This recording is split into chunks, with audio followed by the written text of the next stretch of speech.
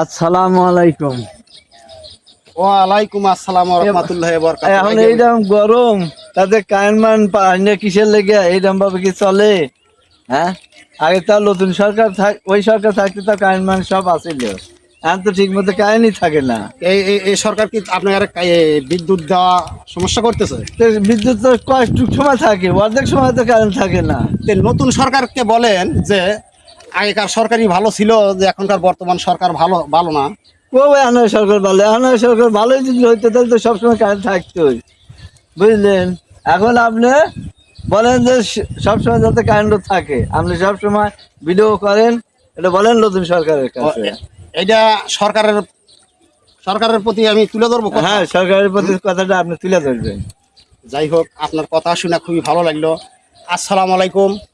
ওয়ালাইকুম আসসালাম ওয়া রাহমাতুল্লাহি ওয়া বারাকাতুহু। পরিবার প্রাণপ্রিয় ভাই ও বোনেরা, আপনারা দেশে থেকে দেশের বাইরে থেকে যারা ভিডিওটা দেখবেন এবং অপরকে দেখার মতো সুযোগ করে দিবেন।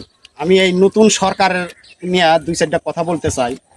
দেখেন, জনগণের অনেক সমস্যা হচ্ছে। এই বিদ্যুৎ থাকে না, সে বলতেছে আগেকার সরকারই ভালো ছিল, এখনকার সরকার ভালো না।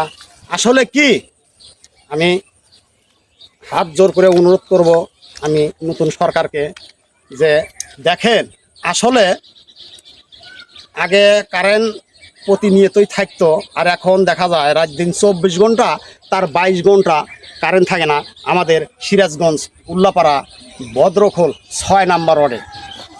তে আপনাদের কাছে একটাই আমার অনুরোধ, আপনি কারেন্ট প্রতিনিয়ত যাতে থাকে সেই ব্যবস্থা আপনি করে দিবেন। জনগণের যেসব কথাবার্তা বলতেছে, আসলে জনগণের কথা আসলে প্রাণে লাগে ব্যথা এই কথাগুলো শুনতে। এই জন্য আমি আপনাদের কাছে হাত জোর করে রিকোয়েস্ট করি যে নতুন সরকারকে, যে আসলে এই বিদ্যুতের অনেক ক্রাইসিস হচ্ছে। যেমন একটা গরিব মানুষ অটো গাড়ি চালায়, মিশো কিংবা ভ্যান গাড়ি, সে চার্জ দিতে পারতেছে না, তার বাসায় খাবার মতো পরিস্থিতি নাই, এমন পর্যায়ে হয়ে গেছে।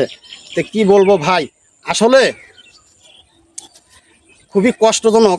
এসব কথা শুনলে নিজেরই খুব কষ্ট লাগে। এই জন্য কথাটা আপনাদের মাঝে বললাম।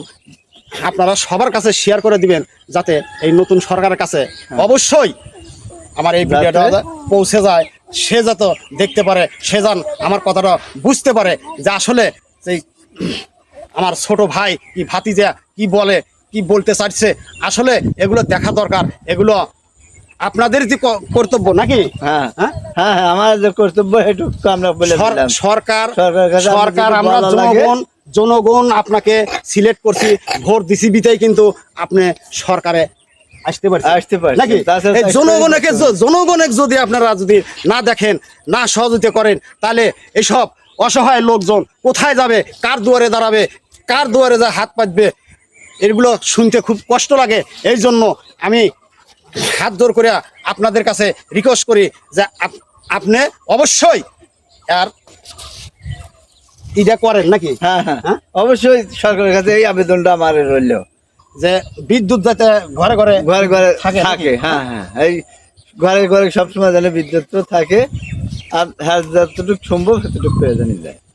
ভালো ভালো ভালো ভালো করে এইভাবে দেখান আর বলেন। হ্যাঁ, ভালোভাবে তো বলতেছি যে সরকারের কাছে এই আমাদের আবেদন রইল, যে সবসময় যেন কারেন্ট আমাদের জন্য থাকে, সেই ব্যবস্থাটাও আপনার কাছে চাই, জোরহাত করে বলছে। তাই যাই হোক আঙ্কেল, আপনি যে মাথায় কি এটা? এর ভিতরে আছে দুধ, গাভীর দুধ আছে। গাভীর দুধ? হ্যাঁ, এই দুধ নিয়ে যাচ্ছেন? দুধ নিয়ে যাচ্ছি, সব ছেলেপেলেকে বিতরণ করে দিয়ে খাওয়াবো।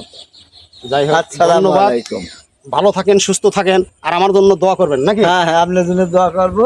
আপনি এখন থাকেন। আসলে মানুষ মারতেই ভুল হয়, যদি কথার মাঝে কোনো ব্যাখ্যায় যদি আমার কথায় কিংবা কাজের ক্ষেত্রে যদি ভুল ত্রুটি হয়ে থাকে, ছেলে সন্তান হিসাবে ক্ষমা দৃষ্টিতে দেখবেন, আর আপনাদের পাশে থাকার মতো সুযোগ করে দেবেন। এই বলে আমি আজকের মতো এখানেই বিদায় নিচ্ছি। ভালো থাকবেন, সুস্থ থাকবেন, আর আমার জন্য দোয়া করবেন। আল্লাহ হাফেজ।